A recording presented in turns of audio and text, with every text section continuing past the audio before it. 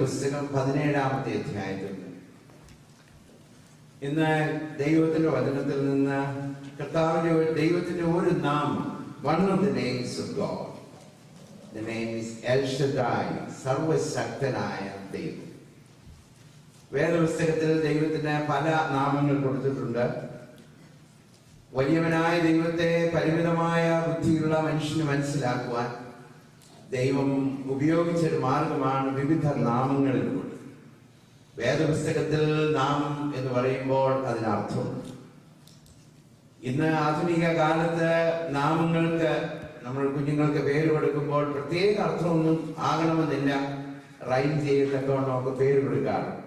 എന്നാൽ വേദപുസ്തകത്തിൽ പേരുകൾക്ക് എല്ലാം ഒരു അർത്ഥമുണ്ട്. ഷേക്സ്പിയർ പറഞ്ഞു, റോസാ പുഷ്പത്തെ വേറൊരു പേര് കൊണ്ട് വിളിച്ചാലും മണത്തിനൊരു വ്യത്യാസവുമില്ല, it will smell the same. എന്നാൽ വേദപുസ്തകത്തിൽ പേര് കൊടുക്കുമ്പോൾ കർത്താവിന്റെ ദൈവത്തിന്റെ സ്വഭാവത്തിന്റെ ചില പ്രത്യേകതകൾ നമ്മെ വരച്ചു കാട്ടുന്നതിനാണ്. അതുകൊണ്ട് ഇന്ന് നമ്മൾ കൺസിഡർ ചെയ്യാൻ ആഗ്രഹിക്കുന്നത് എൽ ഷദായ് എന്നുള്ള പദമാണ്. സർവശക്തൻ എന്നാണ് വേദപുസ്തകത്തിൽ കൊടുത്തിരിക്കുന്ന, മലയാള ഭാഷയിൽ കൊടുത്തിരിക്കുന്ന, അത് മലയാളത്തിൽ പരിഭാഷ ചെയ്തിരിക്കുന്നു.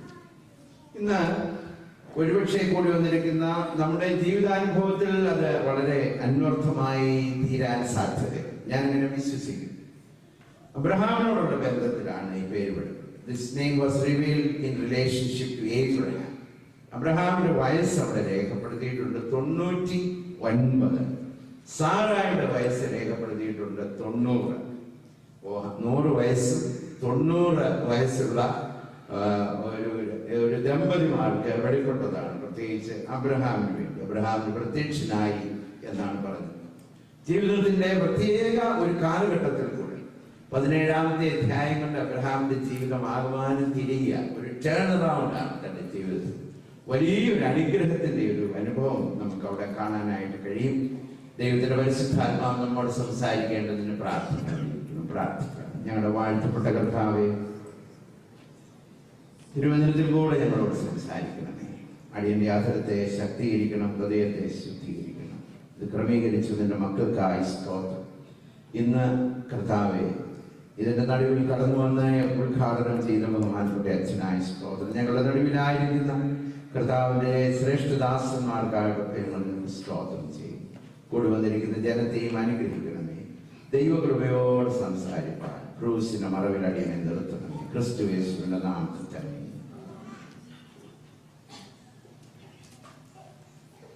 ടീനേജേഴ്സിന്റെ മുറിയിലോട്ട് കയറി ചെന്നാൽ എന്തെല്ലാം പോസ്റ്റർ ഉണ്ടെന്നറിയാം. ബിഗ് കാർസ്, വലിയ കാറിന്റെ പടമാണ്. പിന്നെ സ്പോർട്സ്മെൻ അല്ലെങ്കിൽ സ്പോർട്സ് വുമൺ, പല ഈ സൂപ്പർ സ്റ്റാർസ്, അവരുടെയൊക്കെ പടങ്ങൾ കാണും. പിന്നെ എല്ലാ അർത്ഥം ഈ ചെറുപ്പക്കാരന് ഒരുപാട് ഡ്രീംസ് ഉണ്ടെന്ന് പല ചിത്രങ്ങൾ അവിടെ കാണും.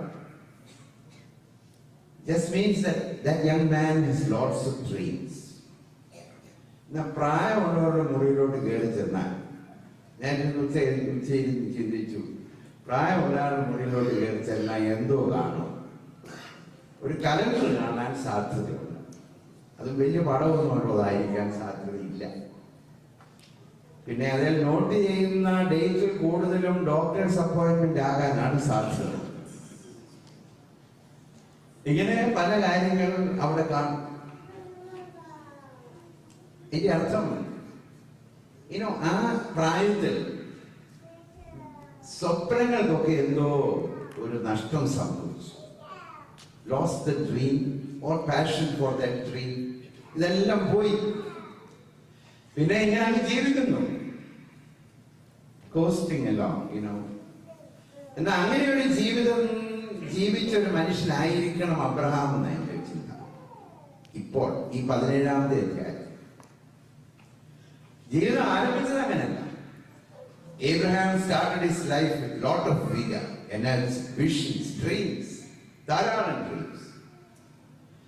തനിക്ക് സ്വപ്നമുണ്ട്, നാച്ചുറൽ ആയിട്ടുള്ള ചില സ്വപ്നങ്ങളുണ്ട്. അതിനുപരിയായി ദൈവം വലിയൊരു സ്വപ്നം. വേദപുസ്തകം പറയുന്നു, തേജോമയനായ ദൈവം വെളിപ്പെട്ടു. വെളിപ്പെട്ടു. God of glory appeared to Abraham. അത് അപ്പോസ്തല പ്രവൃത്തി 7 പറഞ്ഞു. ഉൽപ്പത്തി പുസ്തകം 11-12 അധ്യായങ്ങളിലൊക്കെ ദൈവം അവന് വെളിപ്പെട്ട് അവനെ പിതൃഭവനത്തിൽ നിന്നും ചാർച്ചക്കാരുടെ നടുവിൽ നിന്നും വിളിച്ചു പുറത്തുകൊണ്ടുവരിക. 13-ാമത്തെ അധ്യായത്തിൽ ദൈവം അവന് പ്രത്യേകമായിട്ട് വെളിപ്പെടുക. 14-ാമത്തെ അധ്യായത്തിൽ ആ പേര് പറഞ്ഞിട്ട് എൽ ഏലിയോൻ, അത്യുന്നതനായ. അപ്പോൾ അങ്ങനെ ഒരു വെളിപ്പാട് അബ്രഹാമിന് ലഭിക്കും. 15-ാമത്തെ അധ്യായത്തിൽ അബ്രഹാമിനെ അദോനായ യജമാനൻ എന്ന് വെളിപ്പെടുക. അപ്പൊ ഇവിടെ ഒക്കെ തനിക്ക് വലിയ ശുഷ്കാന്തി ഉണ്ടാകും. 22-ാമത്തെ അധ്യായത്തിലാണ് നാം വളരെയധികം ഉപയോഗിക്കുന്ന ഒരു പേര് യഹോവ ഈരേ എന്നുള്ളത് അബ്രഹാമിന് വെളിപ്പെടും.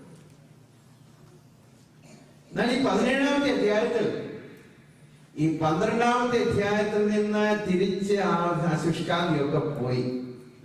Lost his vigour, energy, dreams, നമുക്കൊക്കെ അങ്ങനെ ഒരു അനുഭവത്തിൽ കൂടെ പോകാൻ സാധ്യതയുണ്ട്. പിന്നെ ഇങ്ങനെയൊക്കെ അങ്ങനെ ജീവിക്കുന്നു. അബ്രഹാമിന് ദൈവം ഒരു കാലത്തുണ്ടായി കൊടുത്ത വലിയ തീഷ്ണത എല്ലാം നഷ്ടപ്പെട്ടു. പ്രത്യേകിച്ച് 16-ാമത്തെ അധ്യായം മനസ്സിൽ ഓർമ്മ വരുന്നില്ലെങ്കിൽ ഞാൻ ചില ഭാഗം ഒന്ന് ഓർപ്പിക്കാൻ, വീട്ടിൽ പോയി വായിക്കും. സാറായുടെ അഭിപ്രായ പ്രകാരം ഹാഗാറിനെ ഭാര്യയാക്കി അവളിൽ നിന്നൊരു കുഞ്ഞ് ജനിച്ചു. എന്നാൽ കുഞ്ഞ് ജനിച്ചു കഴിഞ്ഞപ്പോൾ സാറായുടെ അഭിപ്രായം മാറി. അതിന്റെ വെളിച്ചത്തിൽ ഭവനത്തിൽ വലിയ പ്രയാസങ്ങൾ ഉണ്ടാകും. ഇതെല്ലാം നമുക്ക് കാണാനായിട്ട് കഴിയും. ഇങ്ങനെയൊക്കെ ഉള്ള പ്രത്യേകമായ വേദനയൊക്കെയുടെ നടുവിലൊക്കെയാണ് അബ്രഹാം കഴിഞ്ഞു പോകും. അങ്ങനെ ഇരിക്കുമ്പോഴാണ് ദൈവം തനിക്ക് ഒരു വെളിപ്പാട്. അപ്പൊ നമ്മുടെ ജീവിതത്തിന്റെ എല്ലാ ബലഹീനതകൾക്കും പ്രയാസങ്ങൾക്കും വേദനകൾക്കും ആവശ്യങ്ങൾ റെമഡി ഇല്ല. What is the remedy for all our needs? ദൈവം പറഞ്ഞു, ഞാൻ എന്നെ തന്നെ നിനക്ക് വെളിപ്പെടുത്താൻ പോവുക. എന്റെ പേര് യഹോവ എൽ ഷദായ് എന്നാണ്. എൽ ഷദായ് ആയ കർത്താവ്. അപ്പോൾ നമ്മുടെ ജീവിതത്തിന്റെ ആവശ്യങ്ങളുടെ നടുവിൽ ദൈവം നമുക്ക് തന്നെ വെളിപ്പെടുത്തും. പലപ്പോഴും ദൈവത്തിൽ നിന്ന് ലഭിക്കുന്ന ചില കാര്യങ്ങളാണ് നമുക്ക് അനുഗ്രഹമായി നാം കരുതുന്നത്. എന്നാൽ അങ്ങനെ അല്ല. God is sufficient for our needs. അതുകൊണ്ടാണ് ദൈവം അപ്പോസ്തലനായ പൗലോസിനോട് പറഞ്ഞത്, എന്റെ കൃപ നിനക്ക് മതി. എന്റെ കൃപ നിനക്ക് മതി. അപ്പോൾ ചില ഉത്തരങ്ങളാണ് ഇന്ന് പ്രതീക്ഷിച്ചുകൊണ്ടിരിക്കുന്നതെങ്കിൽ ഉത്തരങ്ങളല്ല ദൈവം നിങ്ങൾക്ക് തരാൻ പോകും. ഉത്തരങ്ങൾ തരാൻ കഴിവുള്ളൊരു വലിയ ദൈവം, നമ്മുടെ ആവശ്യങ്ങളെല്ലാം നടത്തി തരാൻ കഴിവുള്ളൊരു ദൈവം. ആ ദൈവത്തെ ഒന്ന് കാണാൻ ഇന്ന് നമുക്ക് കഴിഞ്ഞാൽ നമ്മുടെ ജീവിതത്തിന്റെ നിരാശകളെല്ലാം മാറും.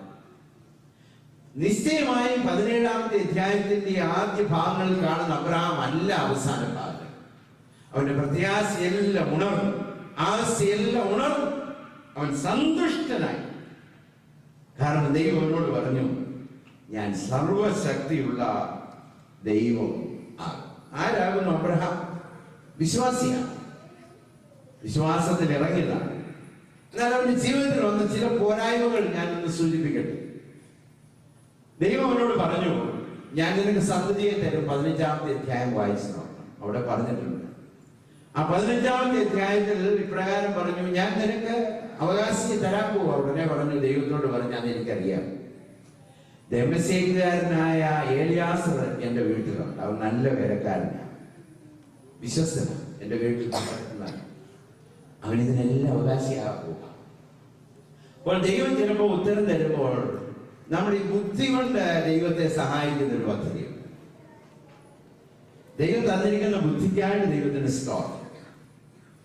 എന്നാൽ ബുദ്ധി കൊണ്ട് ദൈവത്തിന്റെ പ്ലാനിനെ നമ്മളെ മാറ്റാനായിട്ട് ശ്രമിക്കരുത്. ദൈവം അവനൊരു സന്തതിയെ കൊടുക്കാൻ തീരുമാനിച്ച ആ വാഗ്ദത്തം കൊടുക്കുമ്പോഴും അബ്രഹാമിന്റെ മനസ്സിൽ കൂടെ പോകുന്ന ചിന്ത എന്താണെന്ന് അറിയാമോ? I know I have a servant. God is going to bless him. അങ്ങനെയാണ് ഞാൻ തന്നെ അതിനെ കുറിച്ച് ചിന്തിക്കുന്നത്. ഇവിടെയാണ് അനേക വിശ്വാസികൾ പരാജയപ്പെടുന്നത്. നമ്മുടെ ജീവിതത്തിന്റെ ആവശ്യങ്ങളുടെ മേഖലയിൽ ദൈവത്തെ നമ്മുടെ ആലോചനകൾ കൊണ്ട് സഹായിക്കുക. ആലോചന നല്ലതാണ്. കർത്താവിനെ ആരാധിക്കുമ്പോൾ ബുദ്ധിയുള്ള ആരാധനയായിരിക്കണമെന്നാണ് ദൈവവചനം പറയുന്നത്.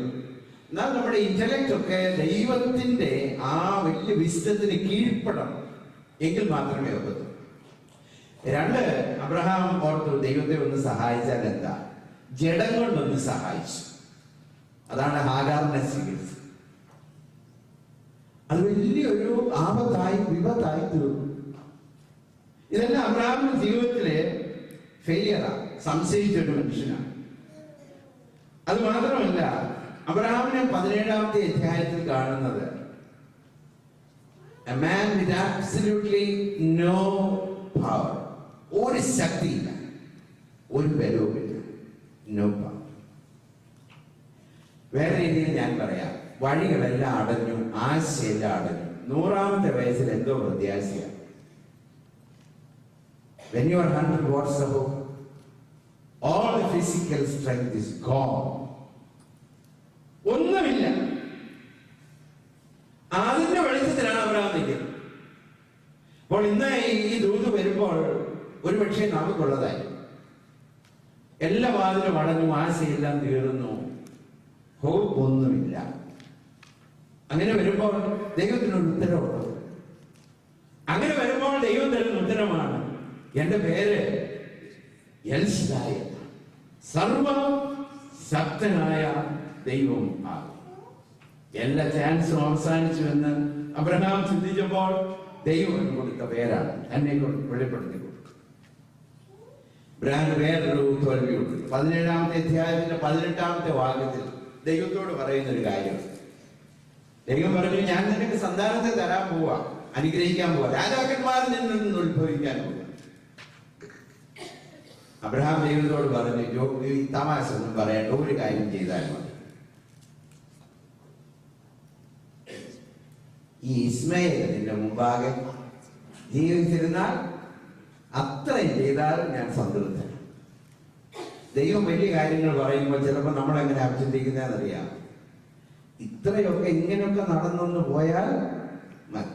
ചിലപ്പോൾ നമ്മൾ പ്രാർത്ഥിക്കുമ്പോൾ എങ്ങനെയാണെന്നറിയാം, കർത്താവേ ഇതിനേക്കാൾ കൂടുതൽ വഷളാകാതിരുന്നാൽ മതി. അങ്ങനെ പ്രാർത്ഥിക്കുന്നതാണ്. കാരണം പഴയ ഡ്രീംസ് പലതും ഉണ്ടായിരുന്നു, അതൊന്നും നടക്കുന്നില്ല. 10-20 വർഷമായിട്ട് ഈ വാഗ്ദത്തങ്ങൾ listening to this promise again and again and again, ഒന്നും നടക്കുന്നില്ല. ഇപ്പൊ ആശയെല്ലാം പോയി. ആശയെല്ലാം പോയി കഴിഞ്ഞപ്പോ ഇപ്പൊ ഒരാഗ്രഹമുള്ളൂ, കർത്താവ് ഇപ്പൊ ഒരുത്തനുണ്ട്, അതായത് ദാസിയിൽ കൂടെ ഉണ്ടായില്ല, അവനൊന്ന് നിന്റെ മുമ്പാകെ ജീവിച്ചിരുന്നാൽ. അപ്പോൾ ഇന്ന് രാത്രി ഈ വചനം ആർക്കു വേണ്ടിയാണെന്നറിയാം? 2 കൂട്ടർക്ക് വേണ്ടി. ഇനി ഒരു വഴിയും ഇല്ലെന്ന് ചിന്തിക്കുന്നവർക്ക് വേണ്ടി, ഒരു ഹോപ്പും ഇല്ലെന്ന് പറയുന്നവർക്ക് വേണ്ടി. 2, കർത്താവേ നീ ഇപ്പോൾ തന്നിരിക്കുന്ന ഈ ഇതുണ്ടല്ലോ, ഇതൊക്കെ മുമ്പോട്ട് കൊണ്ടുപോയാൽ മതി. those who are satisfied with the second best in life, അങ്ങനെ ഒരു കൂട്ടർ. ലോകത്തിലെ ഏറ്റവും വലിയ വിപത്താണ് ഇത് കേട്ടോ. ദൈവം ഇതിനേക്കാൾ ഉന്നതമായി തരാൻ ആഗ്രഹിക്കുന്നെങ്കിലും മനസ്സിലെ തീരുമാനം എന്താണെന്നറിയാം, കർത്താവേ ഇത്രയും ഒക്കെ ഒന്ന് പോയാൽ, ഇങ്ങനെയൊക്കെ ഒന്ന് കുടുംബം ഒന്ന് പോയാൽ മതി, ഇതിനേക്കാൾ വഷളാകാതിരുന്നാൽ മതി എന്ന് ചിന്തിക്കുന്നുണ്ടെങ്കിൽ ഇന്ന് രാത്രിയിലത്തെ ദൂത് നിങ്ങൾക്ക്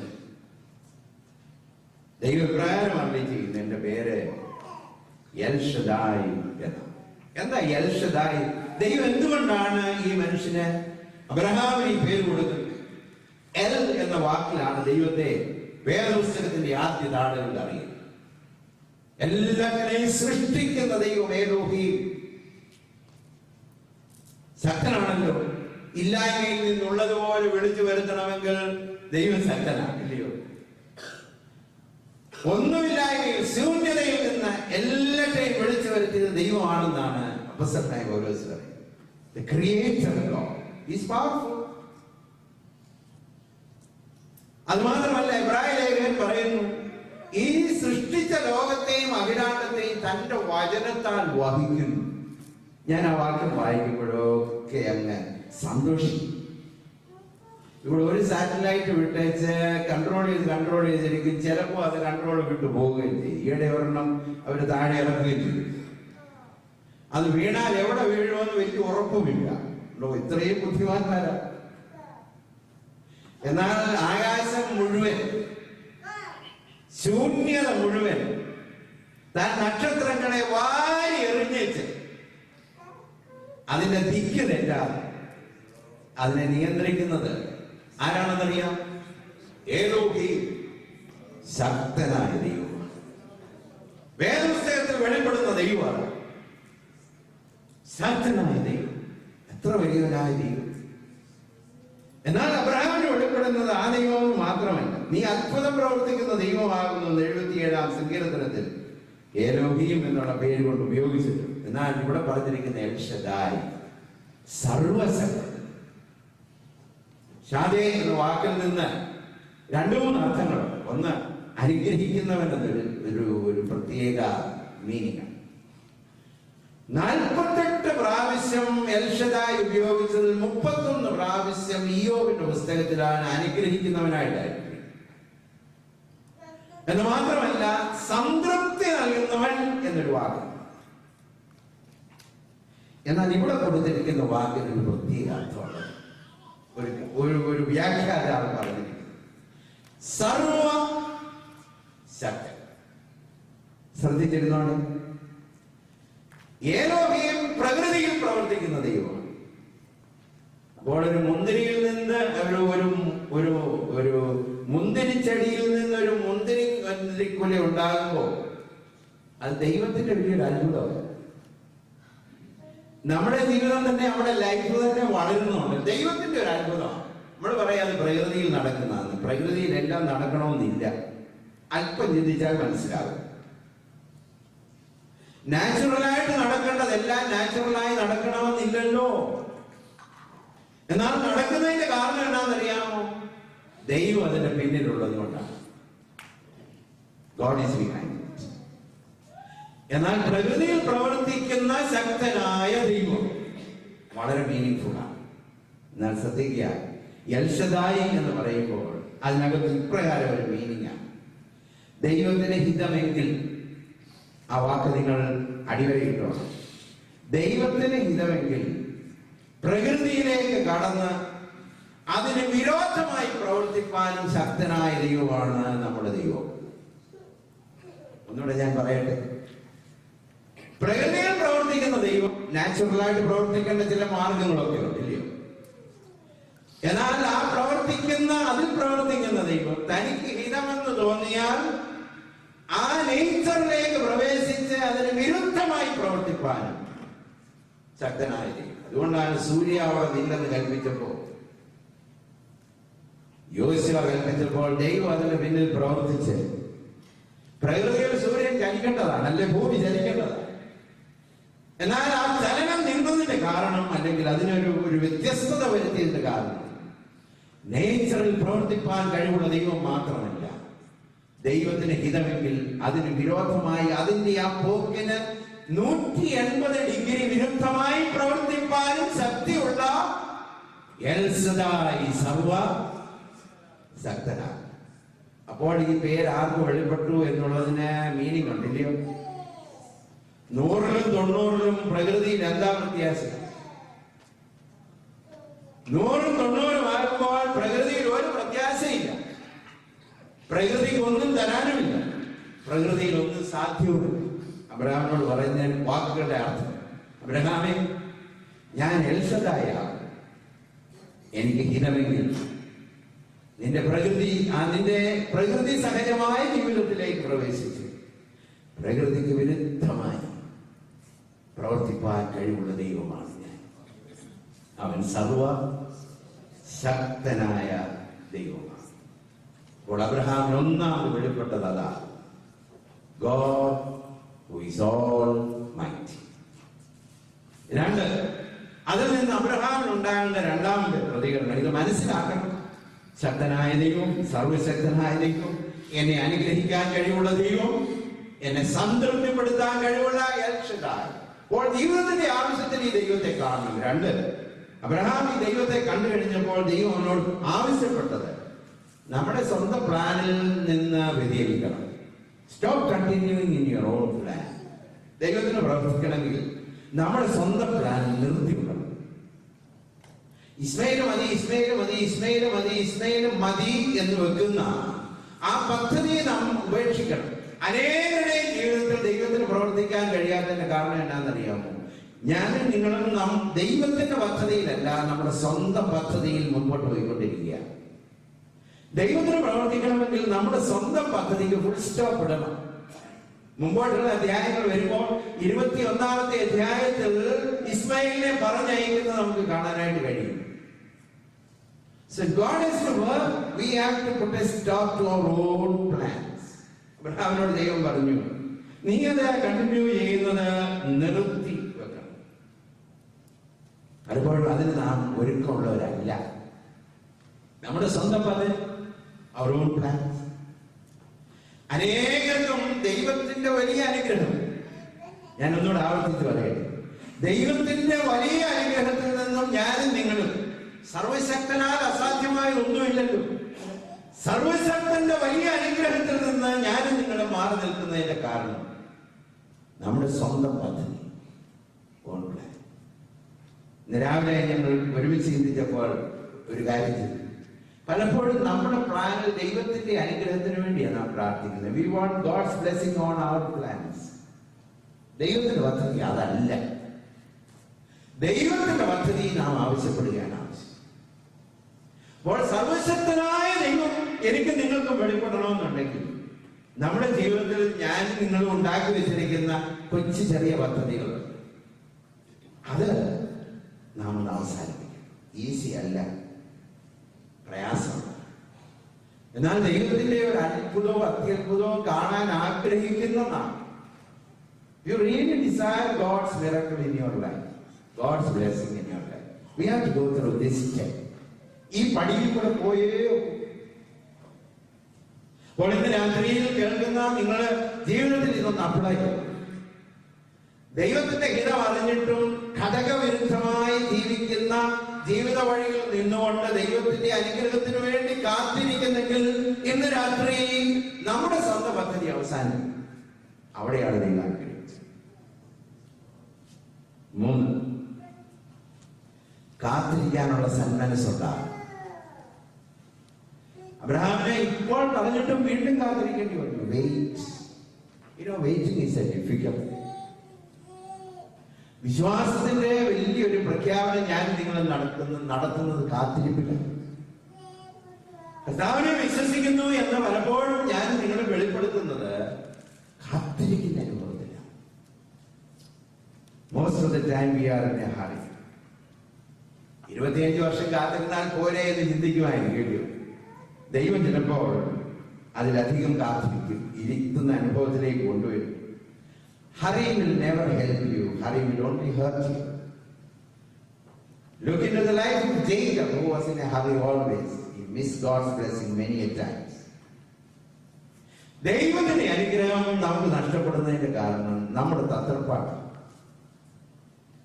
ദൈവത്തിന്റെ വാഗ്ദത്തങ്ങൾ നമുക്കുള്ളതാണ്, ദൈവത്തിന്റെ അനുഗ്രഹങ്ങൾ നമുക്കുള്ളതാണ്, അവന്റെ ശക്തി നമുക്കുള്ളതാണ്, അവനിൽ നിന്ന് നമുക്ക് അനുഗ്രഹവും ദൈവം പ്രോമിസ് ചെയ്തിട്ടുണ്ട്. എന്നാൽ ആ അനുഗ്രഹം നമുക്ക് ലഭിക്കണമെന്നുണ്ടെങ്കിൽ കർത്താവിന്റെ സമയത്തിന് വേണ്ടി കാത്തിരിക്കുവാനായി ഞാൻ നിങ്ങൾ വരും. പലപ്പോഴും ഞാൻ ആവർത്തിച്ചിട്ടുള്ള സ്റ്റേറ്റ്മെന്റ് ഒന്നുകൂടെ ആവർത്തിക്കണം. Sometimes when God delays the blessing, He will double the blessing for us. കൂടുതൽ കാത്തിരുന്നവർ കൂടുതൽ അനുഗ്രഹം പ്രാപിച്ചു. 40 വർഷം മരുഭൂമിയിൽ ട്രെയിൻ ചെയ്തിട്ടുള്ള വ്യക്തി കൂടുതൽ ദൈവരാജ്യത്തിൽ ഉപയോഗപ്പെട്ടിട്ടുണ്ട്. കാത്തിരിക്കുന്നത് കൂടുന്തോറും ദൈവം ചിലപ്പോൾ അനുഗ്രഹങ്ങളെ വർദ്ധിപ്പിക്കും. 2 കാര്യങ്ങൾ ഞാൻ പറഞ്ഞു, 3 കാര്യം ഞാൻ പറഞ്ഞു. 1, സർവശക്തൻ എന്ന് മനസ്സിലാക്കണം. 2, നമ്മുടെ സ്വന്തം പദ്ധതിക്ക് ഫുൾ സ്റ്റോപ്പ് ഇടണം.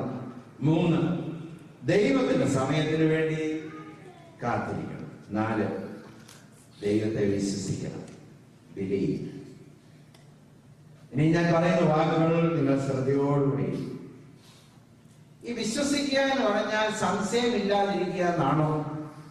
നോക്കിക്കാട്ടെ, 17-ാമത്തെ അധ്യായത്തിന്റെ 17-ാമത്തെ വാക്യം, 16-ാം വാക്യം എന്റെ നടുഭാഗം മുതൽ വായിക്കുന്നു. ഞാൻ അവളെ അനുഗ്രഹിക്കുകയും അവൾ ജാതികൾക്ക് മാതാവായി തീരുകയും ജാതികളുടെ രാജാക്കന്മാർ അവളിൽ നിന്ന് ഉത്ഭവിക്കുകയും ചെയ്യുമെന്ന് അരുളി ചെയ്തു. അപ്പോൾ അബ്രഹാം കവിണ്ണു വീണ് ചിരിച്ചു. 100 വയസ്സുള്ളവന് മകൻ ജനിക്കുമോ? 90 വയസ്സുള്ള സാറ പ്രസവിക്കുമോ എന്ന ഹൃദയത്തിൽ പറഞ്ഞു. കവിണ്ണു വീണ് ചിരിച്ചു. എന്നാൽ വേദപുസ്തകം പറയുന്ന അബ്രഹാം ദൈവത്തെ വിശ്വസിച്ചെന്നാണ്. എന്നാൽ ഇവിടെ നാം വായിക്കുന്നത് അവൻ കവിണ്ണു വീണ് ചിരിച്ചെന്ന. വിശ്വസിച്ചോ? വലിയ വിശ്വാസികൾക്ക് സംശയം ഉണ്ടാകും. സംശയം ഉണ്ടാകുന്നത് അവിശ്വാസമാകണമെന്നില്ല. ഒരു ദൈവദാസൻ ഇപ്രകാരം പറഞ്ഞു, നാം സംശയിക്കുന്നില്ലെങ്കിൽ വിശ്വസിക്കുന്നുണ്ടോ, നമ്മുടെ വിശ്വാസം എക്സസൈസ് ചെയ്യുന്നുണ്ടോ എന്ന് ശോധന ചെയ്യണം. If you do not doubt, we must check whether we really believe, exercise our faith. ഒരു സംശയമില്ലെങ്കിൽ. അപ്പോൾ ഇന്ന് ഇവിടെ കൂടിയിരിക്കുന്ന ആളുകൾക്ക് ദൈവത്തോട്, ദൈവിക വാഗ്ദത്തത്തോടുള്ള ബന്ധത്തിൽ ഇതുവരെ ഒരു സംശയവും വന്നിട്ടില്ലെങ്കിൽ നിങ്ങളുടെ വിശ്വാസം നിങ്ങൾ വാസ്തവത്തിൽ എക്സസൈസ് ചെയ്യുന്നുണ്ടോ എന്ന് നോക്കണം. ഒരു പക്ഷേ ബ്ലൈൻഡായിട്ട് പോകുന്നതായിരിക്കും.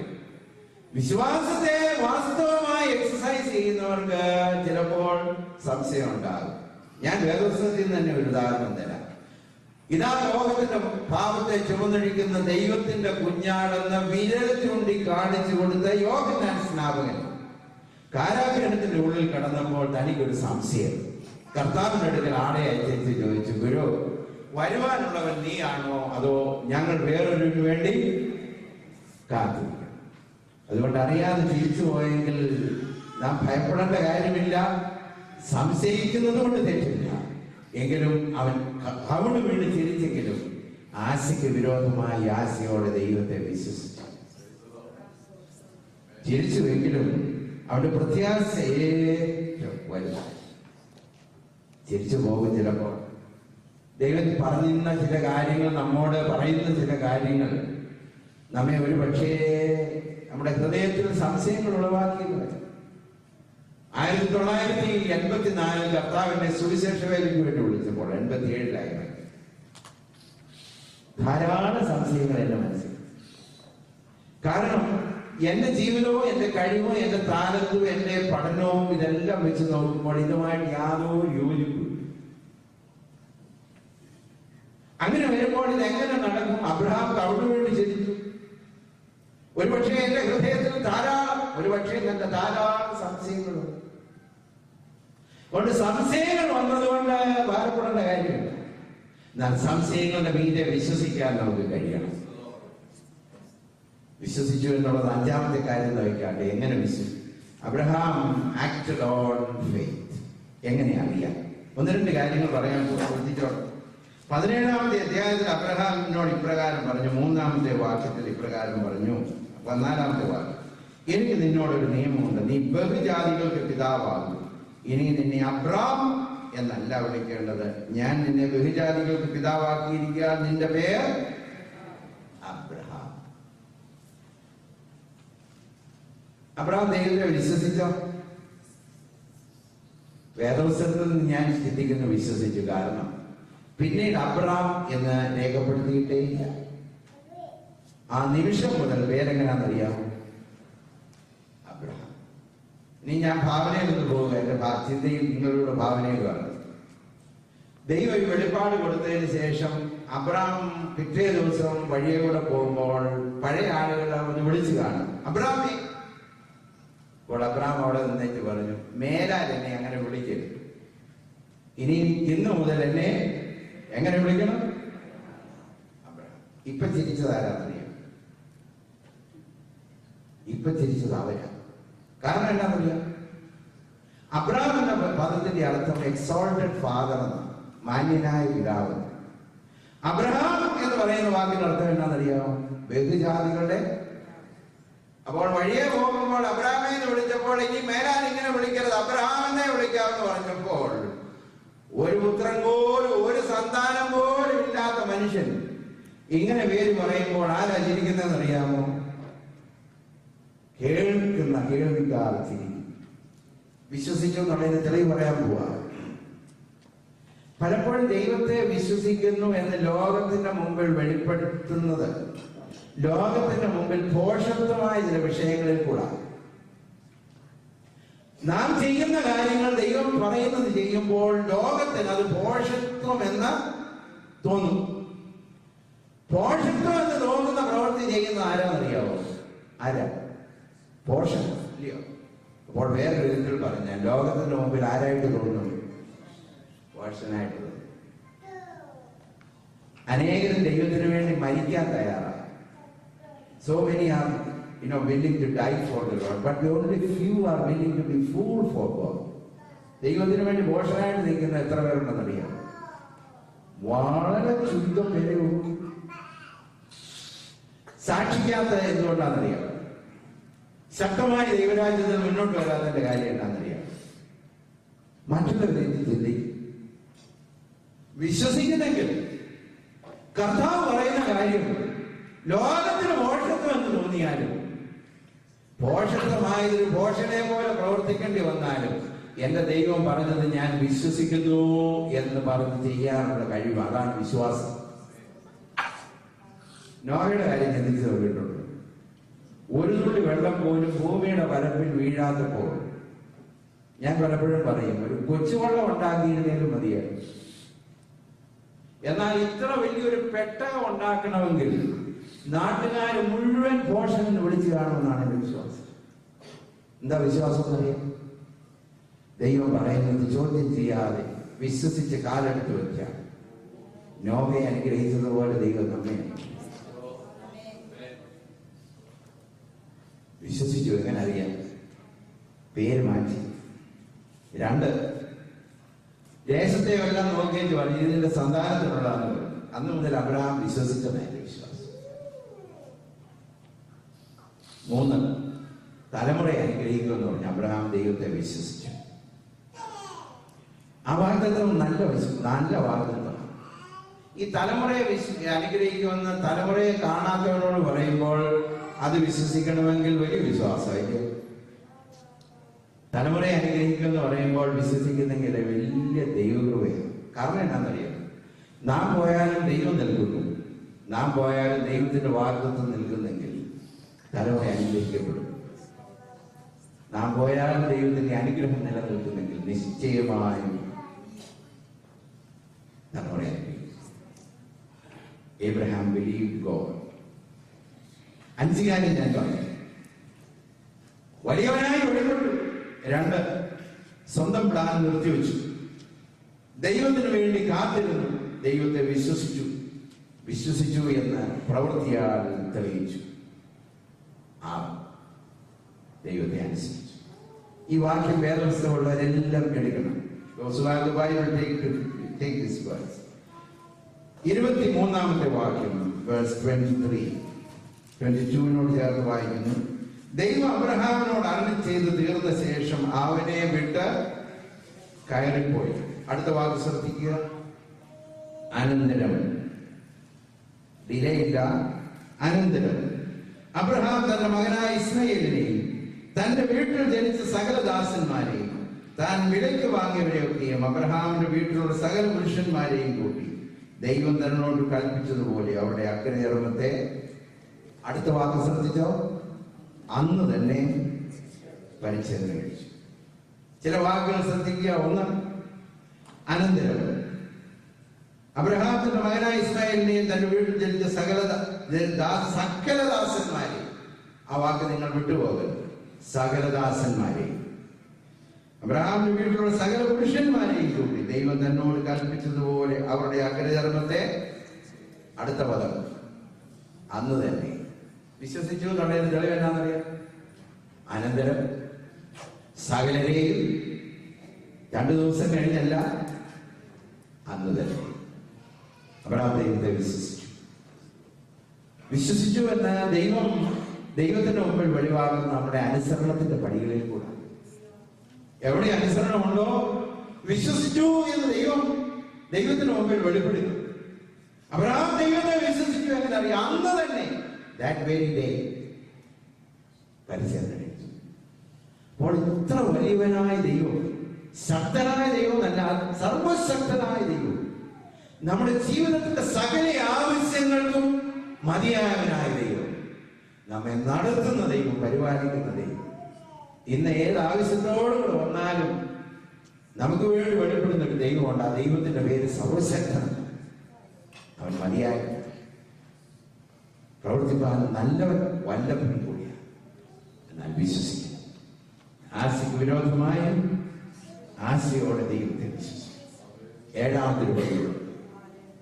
അബ്രഹാമിനോട് ദൈവം പറഞ്ഞു, വിശ്വസിക്കുക മാത്രമല്ല, വിശ്വാസം അനുസരണത്തിൽ കൂടെ വെളിപ്പെടുത്തുക മാത്രമല്ല, ലോകത്തിന് മുമ്പിൽ നീ ഇപ്രകാരം ചെയ്യണം. നോക്കാട്ടെ 17-ാമത്തെ അധ്യായം. അബ്രഹാമിന് 99 വയസ്സായപ്പോൾ യഹോവ അബ്രഹാമിനോട് പ്രത്യക്ഷനായ അവനോട്, ഞാൻ സർവശക്തിയുള്ള ദൈവമാകുന്നു, നീ എന്റെ മുമ്പാകെ നടന്ന് നിഷ്കളങ്കൻ, വാക്ക് ബിഫോർ മീ. ഏഴാമതായത്, നാം ദൈവത്തെ വിശ്വസിക്കുന്നുവെന്ന് എങ്ങനെ അറിയാം? വാക്ക് ബിഫോർ. ഈ ക്രിസ്ത്യൻ ജീവിതം എന്ന് പറയുന്നത് നടപ്പാണ്. ഞാൻ പറയാറുള്ളൊരു കാര്യമാണ്, ക്രിസ്ത്യൻ ജീവിതം ചാട്ടമല്ല, ഓട്ടമല്ല, മുടന്തുമല്ല. ക്രിസ്ത്യൻ ജീവിതം എന്ന് പറയുന്നത് നിരന്തരമായി ദൈവത്തോട് കൂടെ നടക്കുന്ന, it is daily walk with the Lord.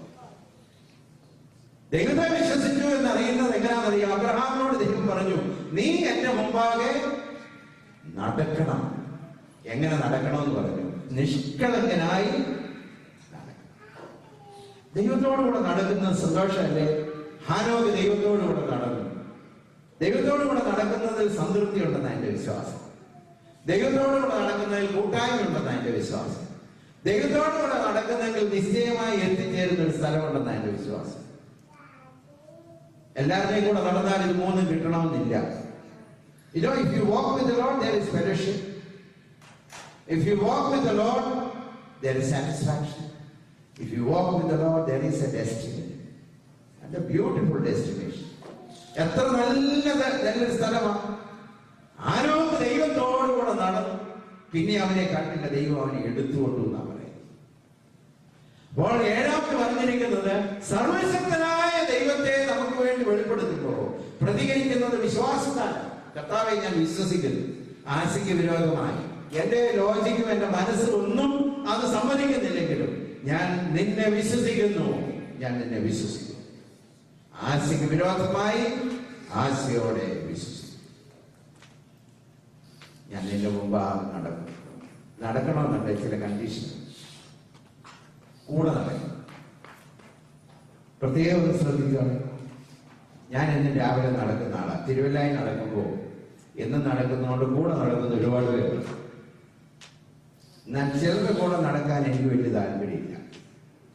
അപ്പൊ നടന്ന് ഞങ്ങളുടെ അവിടുന്ന് എങ്ങോട്ട് ഇറങ്ങി വരുന്നുണ്ട്. ദൂരത്തും നോക്കുമ്പോൾ ഒരാളിങ്ങനെ വരുന്ന ആളിനോട് ചേർന്ന് നടക്കാൻ എനിക്ക് താല്പര്യമാണെങ്കിൽ ഞാൻ വേഗത കൂട്ടി ആളുടെ കൂടെ പോകും.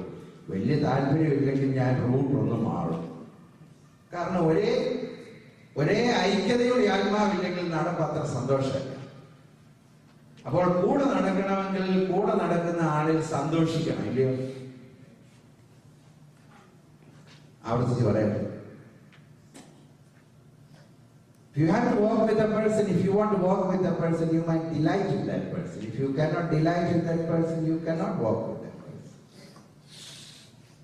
Now there are many people who are not able to walk with the Lord because they are not able to delight in the Lord.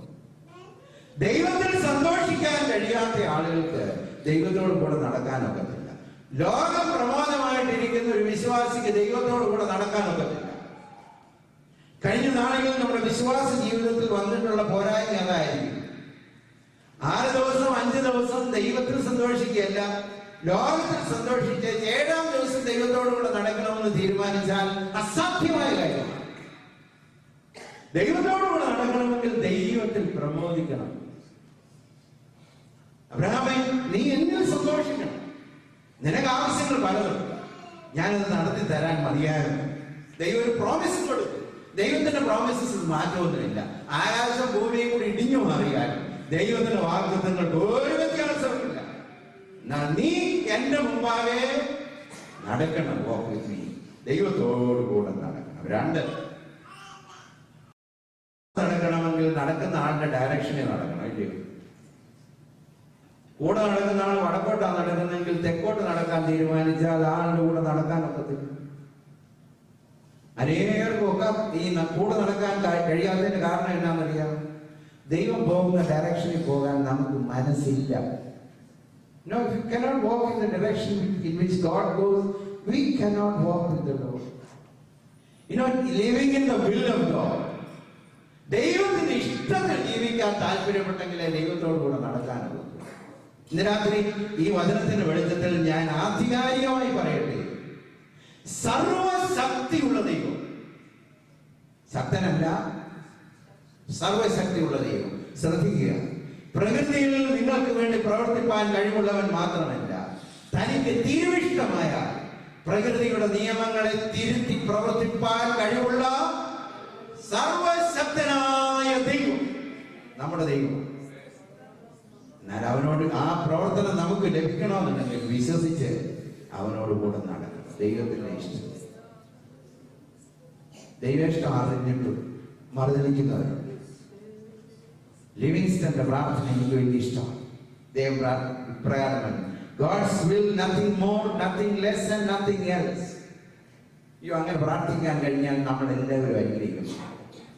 ജീവിതത്തിന്റെ എല്ലാ മേഖലയിലും ദൈവത്തിന്റെ ഇഷ്ടം, അതിനപ്പുറത്തൊന്നും വേണ്ട, അതിൽ കുറച്ചൊന്നും വേണ്ട, അതല്ലാതെയും ഒന്നും വേണ്ട. ഞാൻ ഇന്ന് രാത്രി ഒന്ന് വെല്ലുവിളിക്കട്ടെ.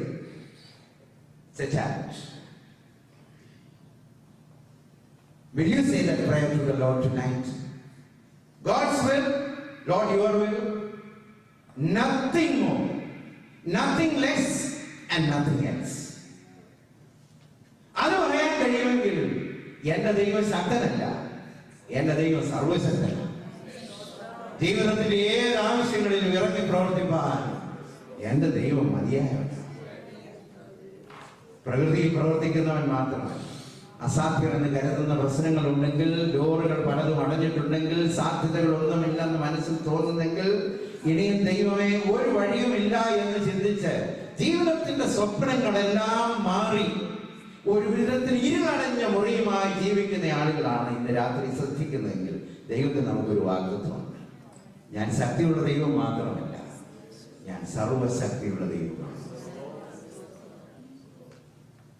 രണ്ട് കാര്യം പറഞ്ഞു. ഒന്ന്, കൂടെ നടക്കുന്നവനിൽ സന്തോഷിക്കണം. രണ്ട്, ആ നടക്കുന്ന ആള് പോകുന്ന ഡയറക്ഷനിൽ പോകണം. മൂന്ന്, ആ നടക്കുന്ന ആളുടെ പേസിൽ നടക്കണം, ആ വേഗതയിൽ നടക്കണം. If you cannot walk, if you don't walk in the same pace, you cannot walk with that person. പലപ്പോഴും നമുക്ക് നഷ്ടപ്പെടുന്ന എന്നാന്നറിയാം, നമ്മൾ അല്പ സ്പീഡിലാണ്. വിശ്വാസ ജീവിതത്തെ ശ്രദ്ധിച്ച് നോക്കിയിട്ടുണ്ടോ? അബ്രഹാമിന് ഇപ്പോൾ 16-ാമത്തെ അധ്യായത്തിൽ സംഭവിച്ചത് എന്നാന്നറിയാമോ? ഒരല്പം സ്പീഡ് കൂടിപ്പോയി. പ്രോമിസ് ഉണ്ട്, ദൈവം തരാമെന്ന് പറഞ്ഞിട്ടുണ്ട്, വേഗത്തിൽ കിട്ടണം. കാത്തിരിക്കുന്നവർക്ക് വേണ്ടി പ്രവർത്തിക്കുന്ന ഒരു ദൈവം, കാലതാമസം വരുത്തിയാലും പ്രതിക്രിയ നടത്തുന്ന ഒരു ദൈവം. Delays are not denials.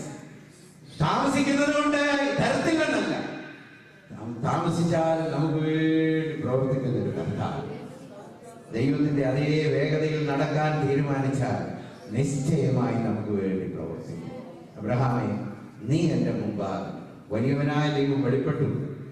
അബ്രഹാമേ, നിന്റെ സ്വന്തം പദ്ധതി ഉപേക്ഷിച്ചു, സ്വന്തം പ്ലാൻ ഉപേക്ഷിച്ചു, എനിക്ക് വേണ്ടി കാത്തിരിക്കണം, എന്നെ വിശ്വസിക്കണം. പേര് മാറ്റാൻ പറഞ്ഞപ്പോൾ വിശ്വസിച്ച് പേര് മാറ്റി. ആരോടും അഭിപ്രായം ചോദിച്ചെന്ന് ഞാൻ ചിന്തിക്കുന്നു. ലോകപോഷൻ എന്ന് എഴുതി വെച്ചെങ്കിലും അബ്രഹാം ദൈവത്തെ വിശ്വസിച്ചു. 18-19 അധ്യായം അനുഗ്രഹത്തിന്റെ അധ്യായം. 18-ാമത്തെ അധ്യായം അബ്രഹാമിന് ദൈവം ഒരു സന്താനത്തെ കൊടുത്തു. 90-ാമത്തെ വയസ്സ്, തന്റെ 100-ാമത്തെ വയസ്സ് ദൈവം അവനൊരു സന്താനത്തെ കൊടുത്തത്. നമ്മുടെ ദൈവം ശക്തനല്ല, നമ്മുടെ ദൈവം സർവശക്തനാണല്ലോ എന്റെ ദൈവം. ഇല്ലില്ല, അസാധ്യമായി ഒന്നുമില്ല. അഖിലാണ്ടത്തെ നിർമ്മിച്ചവൻ എൻ പിതാവല്ലോ എന്റെ ദൈവം. അഖിലാണ്ടത്തെ നിർമ്മിച്ചവൻ ആ ദൈവം നമ്മുടെ ദൈവമാണ്. അബ്രഹാമിന്റെ ദൈവം നമ്മുടെ ദൈവമാണ്. 1962 ഒളിമ്പിക്സിൽ ഡിസ്കസ് ത്രോ ഇവന്റിൽ പങ്കുചേർന്ന ഒരാളിനെ കുറിച്ച് കേട്ടിട്ടുണ്ട്. അലോട്ടർ എന്നാണ് അദ്ദേഹത്തിന്റെ പേര്. അദ്ദേഹം വളരെ പ്രാക്ടീസ് ചെയ്തിട്ടാണ് ആ ഇവന്റിന് വേണ്ടി പോയത്. പക്ഷേ അതിന്റെ ആദ്യത്തെ ഒന്ന് രണ്ട് ഏറിൽ തന്നെ തന്റെ മസിലൊന്ന് ടേർ ചെയ്തു. ഭയങ്കര വേദനയാണ്. പ്രാർത്ഥിക്കുന്നൊരു മനുഷ്യനാണ്. ഈ 4 വർഷക്കാലം വളരെയധികം പ്രാർത്ഥിച്ചും വളരെയധികം അധ്വാനിച്ചും തൻ പ്രാക്ടീസ് ചെയ്തു ഈ ഇവന്റിന് വേണ്ടി പോയത്. അപ്പോൾ ഈ ബ്രിങ്കിൽ ഈ അവസാന നിമിഷത്തിൽ തന്റെ സ്വപ്നമെല്ലാം തകരുന്നത് പോലെ തനിക്ക് തോന്നുന്നു. ഈ ഇവന്റിന് ജയിച്ചില്ലെങ്കിൽ തനിക്കൊരു സാധ്യത. ആ സർക്കിളിന്റെ ഉള്ളിൽ നിന്നുകൊണ്ട് ആ മനുഷ്യൻ പ്രാർത്ഥിച്ചതാണ്, ദൈവം എന്റെ ശക്തി കൊണ്ട് ഇനി സാധ്യമല്ല, നീ എന്റെ കാര്യങ്ങൾക്ക് ബലത്തണം. ചരിത്രം പറയുന്നു, അവൻ കറങ്ങി എറിഞ്ഞപ്പോൾ അവന്റെ കരങ്ങളിൽ വ്യാപരിച്ചൊരു ദൈവശക്തി. God is able. He's not only mighty, He's almighty. നമ്മുടെ എല്ലാ ആവശ്യങ്ങൾക്കും മതിയായവൻ തന്നെയാണ്. ഞാൻ ഇന്ന് രാത്രി ദൈവത്തെ വിശ്വസിക്കാൻ, അബ്രഹാമിനെ പോലെ സംശയിക്കാതെ വിശ്വസിക്കാൻ ഞാൻ നിങ്ങളും തയ്യാറായാൽ സർവശക്തനായ ദൈവം നമുക്ക് മതിയായവൻ തന്നെയാണ്. എന്റെ ദൈവത്താൽ അസാധ്യമായത് ഒന്നുമില്ല. വാതിലുകൾ അടയുമ്പോൾ എനിക്ക് നിങ്ങൾക്ക് വേണ്ടി പ്രവർത്തിപ്പാൻ കഴിവുള്ള ഒരു ദൈവം. എന്റെ കഥ കേട്ടിട്ടുണ്ട്. എന്റെ മുഴുവൻ അർത്ഥത്തിലും നടന്നതാണോ എന്ന് എനിക്കറിയാം. ഒരു മനുഷ്യൻ മീൻ പിടിക്കുകയാണ് ഒരു ബ്രിഡ്ജിൽ. വേറൊരാൾ ദൂരത്തിൽ നീ മീൻ പിടിക്കുന്ന കണ്ടോണ്ടിരിക്കും. ചൂണ്ടയിടുന്നു, മീൻ കിട്ടുന്നു. മീൻ കിട്ടിയാൽ ഉടനെ അളന്നു നോക്കിയിട്ട് പിന്നെ വെള്ളത്തിലോട്ട്. അത് 1 കഴിഞ്ഞ് 2 കഴിഞ്ഞു 3 കഴിഞ്ഞു 4 കഴിഞ്ഞു. ചൂണ്ടയിടുമ്പോ മീനെ കിട്ടുന്നുണ്ട്. കിട്ടിയാൽ ഉടനെ മീനെ അളന്നു നോക്കുന്നുണ്ട്. അളന്നു നോക്കിയിട്ട് തിരിച്ച് വെള്ളത്തിലോട്ട് എറിയുന്നുണ്ട്. അപ്പൊ ഈ ദൂരത്തിൽ നോക്കിയാണ് ചേട്ടാ ഇതെന്തോ പരിപാടിയായിരുന്നു. ചൂണ്ടയിടുകയാണെങ്കിൽ ഒന്ന് മീനെ എടുത്തോണ്ട് പോകണം, മതിയായതാണെ എടുത്തോണ്ട് പോകണം. അധികം വന്നതാണെങ്കിൽ ചൂണ്ടയിടുന്നത് നിർത്തിയിട്ട് വീട്ടിൽ പോകണം. അപ്പോൾ ഇദ്ദേഹത്തോട് ചോദിക്കാൻ തന്നെ തീരുമാനിച്ചു. അപ്പോൾ അവൻ നടന്ന ഈ ബ്രിഡ്ജിന്റെ അടുത്ത് വന്നേന്ന് ചോദിച്ചു, നിങ്ങൾ എന്താ ഈ ചൂണ്ടയിട്ട് മീൻ പിടിച്ചിട്ട് അളന്നു നോക്കിയിട്ട് പുറത്തെറിയുന്നു? അദ്ദേഹം പറഞ്ഞു, അപ്പോൾ മീൻ പിടിക്കുന്ന ആള് പറഞ്ഞു, ഞാൻ ഒരു ചെറിയൊരു ബാസ്കറ്റുമായിട്ടാണ് അതിനകത്ത് ഒതുങ്ങുന്നൊരു മീൻ കിട്ടുമോ എന്ന് കാത്തിരിക്കുക. വലിയവനായ ദൈവത്തിന്റെ സന്നിധി ചെറിയ ബാസ്കറ്റുമായിട്ട് വന്നിട്ടുള്ളവർ ധാരാളം.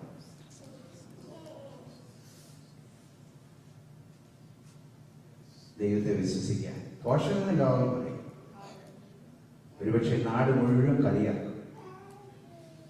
അസാധ്യമെന്ന് ലോകം പറഞ്ഞാൽ ആശയ്ക്ക് വിരോധമായി ആശയോടെ വിശ്വസിച്ചാൽ 100-ാമത്തേതും 90-ാമത്തെ വയസ്സിലും ലോകം അസാധ്യമെന്ന് പറയുമ്പോഴും സാധ്യമെന്ന് പറയുന്നൊരു ദൈവവും എൻ്റെ ദൈവത്താൽ എല്ലാം സാധ്യം. അബ്രഹാമിന്റെ ദൈവമല്ലയോ അത്ഭുതം ഞാൻ ചെങ്കടലിലും വഴിയൊരുക്കുവാൻ ഞാൻ ഇന്നും ശക്തനല്ലയോ. തലകളോടെ പ്രാർത്ഥന.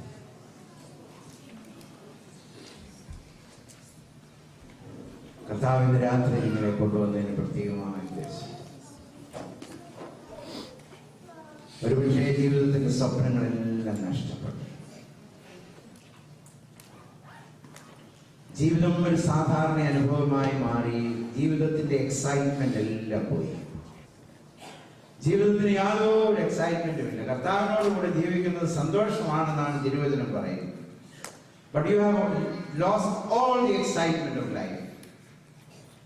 ഇനിയും ജീവിതത്തിൽ സ്വപ്നങ്ങളൊന്നുമില്ല, ജീവിച്ചു പോകുന്നു എന്ന് മാത്രം. 99-ാം വയസ്സിൽ സ്വപ്നങ്ങളെല്ലാം നഷ്ടപ്പെട്ട അബ്രഹാം, ശാരീരിക ശക്തി നഷ്ടപ്പെട്ട അബ്രഹാം, സാധ്യതകളെല്ലാം അടഞ്ഞ അബ്രഹാം, ദൈവം ആകാശം കീഴ് വെളിപ്പെട്ടു. അബ്രഹാമേ, തേജോമയനായി ഞാൻ വെളിപ്പെട്ടിട്ടുണ്ട്,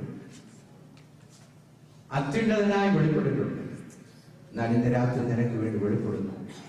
എൻ്റെ പേര് സർവശക്തൻ എന്നാണ്. എൻ്റെ ദൈവത്താൽ അസാധ്യമായത് ഒന്നുമില്ല.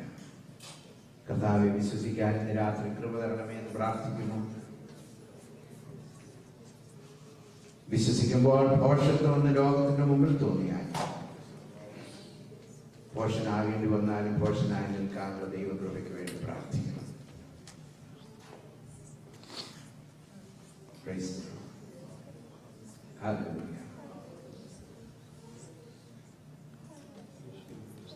വിശ്വാസത്തിന്റെ ചുവടുകൾ വെക്കാൻ നമുക്ക് തയ്യാറാകണം. നാം തയ്യാറാകണം. അബ്രഹാം ചുവടുകൾ എടുത്തു വെച്ചതുപോലെ ചോദ്യം ചെയ്യാതെ വീട്ടിലുള്ള സകല പുരുഷ പ്രജയും പരിച്ഛേദന കഴിച്ചു. ദൈവത്തോട് തർക്കിച്ചില്ല. ശരീരശാസ്ത്രം എന്താണെന്ന് ദൈവത്തോട് ചോദിച്ചില്ല. ദൈവം അരുളി ചെയ്ത് കയറിപ്പോയ ഉടനെ തന്നെ സകലദാസന്മാരും അബ്രഹാം ഇസ്മയിലും അന്ന് തന്നെ, പിറ്റേ ദിവസമല്ല, അന്ന് തന്നെ പരിച്ഛേദന ഏറ്റപ്പോൾ 18-ാമത്തെ അധ്യായത്തിൽ ദൂതന്മാർ അബ്രഹാമിനെയും ഭവനത്തെയും സാറായെയും സന്ദർശിച്ചത് സാധ്യതയില്ലാത്ത ഉദരത്തിൽ സാധ്യത കൊടുക്കാൻ ദൈവത്തിന് കഴിഞ്ഞെങ്കിൽ, സാധ്യതകൾ അസ്തമിച്ച ഭവനത്തിൽ, സാധ്യതകൾ അസ്തമിച്ച ഉദരത്തിൽ, സാധ്യതകൾ അസ്തമിച്ച ജീവിത രംഗങ്ങളിൽ എന്റെ ദൈവത്തിന് പ്രവർത്തിപ്പാൻ നിശ്ചയമാണ്. എന്റെ കർത്താവിനാൽ അസാധ്യമായത് ഒന്നുമില്ല. അവൻ ശക്തനെന്ന് മാത്രമല്ല, അവൻ സർവ ശക്തനാണ്. പ്രകൃതിയിൽ പ്രവർത്തിപ്പാൻ കഴിവുള്ളവനെന്ന് മാത്രമല്ല, ദൈവത്തിന്റെ തിരിഹിതമെങ്കിൽ പ്രകൃതിയെ തിരുത്തി എഴുതി നമുക്ക് വേണ്ടി പ്രവർത്തിപ്പാൻ കഴിവുള്ള വലിയവനായ ദൈവം നമുക്ക് വേണ്ടി ചെയ്തിട്ടുണ്ട്. വിശ്വസിച്ചാൽ നീ ദൈവത്തിന്റെ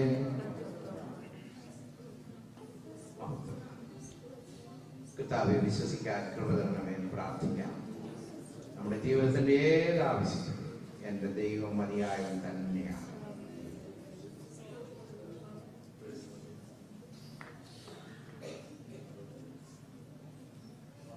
അബ്രഹാമിന്റെ ദൈവമല്ലയോ, അത്ഭുതം ഞാൻ ചെയ്യയില്ലയോ. അബ്രഹാമിന്റെ ദൈവമല്ലയോ, അത്ഭുതം ഞാൻ ചെയ്യയില്ലയോ. ചെങ്കടലിലോ വഴി തുറപ്പാൻ ഞാനെന്നും ശക്തനല്ലയോ. ചെങ്കടലിലോ വഴി തുറപ്പാൻ ഞാനെന്നും ശക്തനല്ലയോ. കരുതുന്നവൻ ഞാനല്ലയോ. കലങ്ങുന്നതെന്തിനു നീ കണ്ണുനീരിന്റെ താഴ്വരയിൽ കൈവിടുകയില്ല ഞാൻ നിന്നെ. കണ്ണുനീരിന്റെ താഴ്വരയിൽ കൈവിടുകയില്ല ഞാൻ നിന്നെ. ഇന്ന് രാത്രി ഭവനത്തിൽ ചെന്ന് വിശ്രമിക്കുമ്പോൾ കർത്താവ് നിങ്ങളോട് കൽപ്പിച്ചിട്ടുള്ളത് അനുസരിക്കാൻ ഇന്ന് രാത്രി തീരുമാനിക്കണം.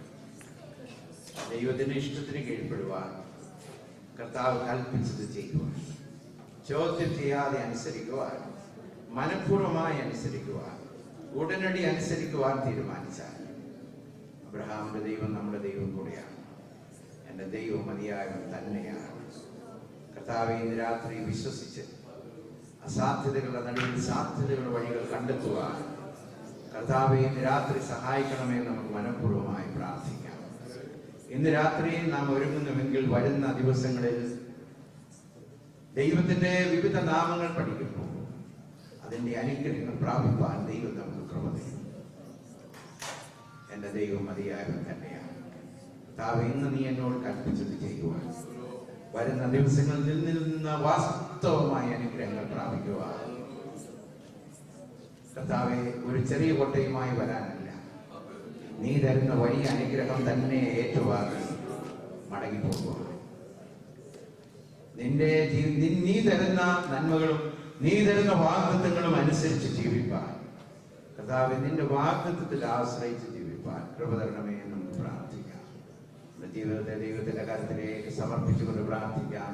ബഹുമാനപ്പെട്ട ജോബിയത്തിൽ പ്രാർത്ഥിക്കാം.